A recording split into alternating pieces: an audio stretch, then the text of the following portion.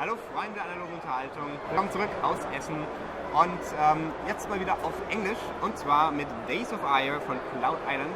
Bei mir ist David und ich wechsle jetzt mal ins Englische. So, David, you've brought us Days of Ire. What's it about? So basically Days of Ire is if Twilight Struggle and Pandemic had a baby. Okay. What you have is one player playing as the Soviet, who is playing a cards-driven style game like similar in style to Twilight Struggle. And on the other side you have up to three other players cooperating with each other against the Soviet player, trying to be the revolutionaries, the Hungarian revolutionaries in Budapest in 1956, trying to stop the Soviet player from overriding them, right? Okay. So with the Soviet side of the game, there are a number of cards that they draw, right, depending on the age that they are in. And these cards can be, let's see, okay, one of two colors, right? So you have red cards, which benefit the Soviets, and green cards, which benefit us on this side, the revolutionaries, right? And the Soviet player can choose to play any of these cards. If he plays a red card, he can choose to either take the points or activate the ability which benefits him. If he plays a green card, the Soviet player will have to take the points as usual, but the revolutionaries will get a nice ability for their own, right? Okay, so he basically has to choose between low points and good stuff or high points and bad stuff. Bad stuff, exactly. Sometimes you don't have to play this, sometimes you can just discard it, right? But you'll be missing out on quite a bit of points, right? So these points, you do something with them, right? You buy events from the events row. And these events are things that are happening. Let's maybe take this one? Yeah, sure. These events are things that are happening in the game, in this revolution, right? And each event can be placed somewhere. Some of them, like this one, needs to happen at the radio. So what you do is when you buy it, you find the radio, which is here, and the event goes onto the radio. This one, which is called Anywhere, you can place it anywhere where there isn't already a card, right? So let's say this one goes to separate. Okay. So then it goes back to the revolutionaries, right? The revolutionaries need to move around and try to resolve these events that are on the board. Because if at the end of the game there are 4 or less events on the board, then the revolutionaries will win. If there are more than 4 events on the board, then the Soviet player wins, right? Okay, so that's the link to Pandemic. You need to clean the board. Exactly. That's the link to Pandemic, and we're working together. And we have 4 actions available as a team. So if we are playing as one player, you have all of them. If you are playing between more than one, you are distributing these actions to each other, and then you are using the action as you go, right? So the actions can be a number of different things. Let's go through a few of the things that you can do. Sure. So one of them is, of course, solve an event. And to solve an event, you need to basically have the available icons that are shown on that event. So in that case, I think it's a radio and 3 food marks. Exactly. So the students, the history here is that the students at the University of Technology were demanding better food in their canteens. And that is why you need to resolve this event, you will need the 3 food and the radio. And this is done using the basic cards for the revolutionaries. And the revolutionaries draw a number of cards each turn based on the morale that they have. So this morale will go up and down depending on what certain cards that the Soviet player plays, or if we manage to destroy a tank, for instance, from that we are happy, so our morale goes up. And the higher our morale, the more cards we draw at the beginning of each round. And these cards will let us, basically, will have the tokens that we need, the icons that we need to solve these crises. So let's say we want to try to resolve this crisis at the University of Technology. So we can play aid, which gives us 2 of the food that we need. We can play the AK-47, which gives us the radio that we need, but we are missing 1 food, right? We cannot resolve it right now, but there are other ways we can obtain icons, and this is by recruiting the helpers on the board. So let's look at this helper here.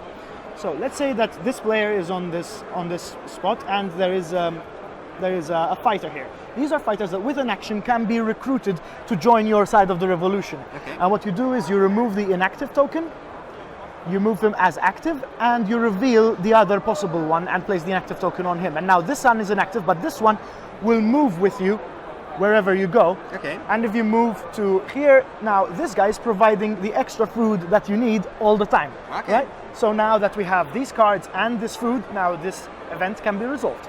And we get the ability that says on it. So when we resolve it, we shift support towards the Hungarian side. So in this case, support goes here.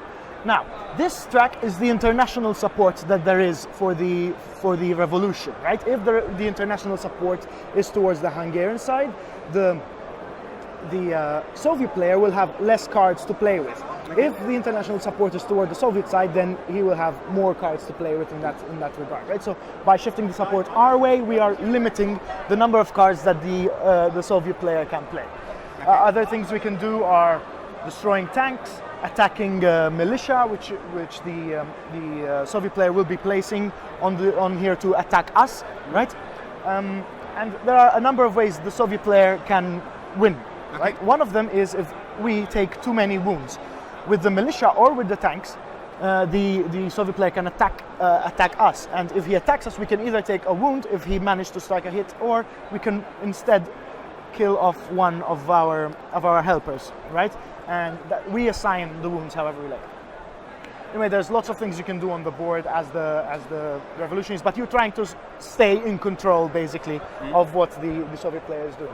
After that, there's the SPA phase, which is a state police, a Hungarian state police that was in the support of the Soviet side. Okay. So they're actually Hungarians fighting against the Hungarian Revolution. Yeah.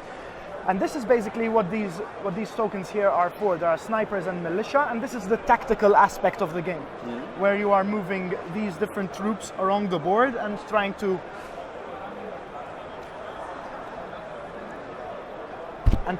attack the opponent with these units, and this is done using this hand. So for the Soviet player, the Soviet player starts with all of these cards in his hand, and during his turn he can play all of them if he likes to, right? And when he plays them, what he does is he plays them in a row like this. So he decides to move a sniper, then he decides to place some militia, then he decides to move another sniper, and then he decides to attack. So he decided to do this move this turn, right? And that's it, he does the actions, but on the cards that he will be drawing as the Soviet player, in the bottom, there is a possibility that the card has SPA. That means that he takes back one SPA card in the next round from the bottom of the pile here, right? So when you play these cards, you can only get them back in the next... when you play these SPA cards, you can only get them back in the next Soviet phase by playing these cards. So you need to balance out which cards you play and which you don't play. Or you can decide to forfeit your entire SPA turn to rest and get all of the cards back into your hand and play them again next turn. So the Soviet player also, this one question, had the points. How do the points play into this? The points are used to buy the events. So the events have a cost. Only for the events. Have a cost, and he can also buy more tanks. Okay. So you can spend these to place more tanks on the board. And what the tanks do basically is that every time a player takes an action within a spot, the tanks fire back at them. Okay. So they are used to discourage taking actions in a specific spot, and they are very tactical into where you place them. The militia, on the other hand, are a force. So let's say there is these troops here, and there's a player here, and he decides to play the attack card from which I showed before, right there, this one that says attack. That means that these guys here are going to attack this space. So what they do is they roll the dice, and they see. So if one of the dice is below the value, they hit once. If the sum of both dice is below the value of the power, so in this case it's 3, 4, 5, 6, right? So if the sum in this case is 7, so they only hit once. If he had rolled a 6, a 7, sorry, if he had rolled, let's say, a 4 and a 1, that means the sum, which is 5, is less than the power that he has. In that case, he strikes twice. Okay. 2 hits go on to, and they need to be assigned either to the player or to any fighters that you have available, right? Okay. That's basically how the game plays. You play for 7 days. If at the end of the 7 days the morale has not dropped to 0, and the number of events on the board are 4 or less, then the revolutionaries win. If there is more than 4, then the Soviet player wins. Okay. One thing I'd like to point out, I really like these pictures. Ich habe gerade schon korrigiert. I really like these pictures. Where did you get those? Oh yes, we worked in conjunction with the Hungarian embassy in Poland to get this done, and they helped us a lot with finding original historical photos from the archives in Hungary and from their own archives. So this game has a lot of actual historical photos in it from the actual event, and there are a lot of archives in Hungary like Fortepan and others that really helped us to be able to make this game. And if you place, so let's say Astoria, right? If you place the events there, the picture will still be continued in the background, as you can see. That's nice. By the card in the background, so you can still fully complete it. Okay. How many players can play? So the game has a number of different modes. The first mode is 1 Soviet player against 1 to 3 other revolutionaries. But we also included the Zhukov deck, which means you can play the game as a completely cooperative game with 4 revolutionaries, and the Zhukov deck replaces the Soviet player, and there is an Ottoman opponent that you can play against. The game can also be played with the Zhukov deck against 1 player, so there is a solo mode as well. So you can play it as 1 versus 1 to 3, or 1 to 4 players co-op, or a solo game. Do you have any discussions on a German version? A German version. We do not have a German version right now. However, we will release an official translation on Board Game Geek in the next weeks. It is already done. We just need to set the PDF files, and it will be available on Board Game Geek within 2 to 3 weeks. It will be there. And how much will it cost? The game currently is here available at Essen for €50, including all of the Essen promos. Okay. And the Kickstarter promos as well. And last question, if we want to get it here at Essen, where do we need to go? We need to go to Hall 7, booth F120. Great. Thank you. We only have a very few copies left because the game has been in high demand. So if you want it, come very soon. Ja. Ihr habt es gehört, es gibt nur noch wenige Kopien am Stand, also am besten schnell hinsprinten, aber lasst den Stream auch weiterlaufen, denn hier geht es gleich weiter nach der Pause.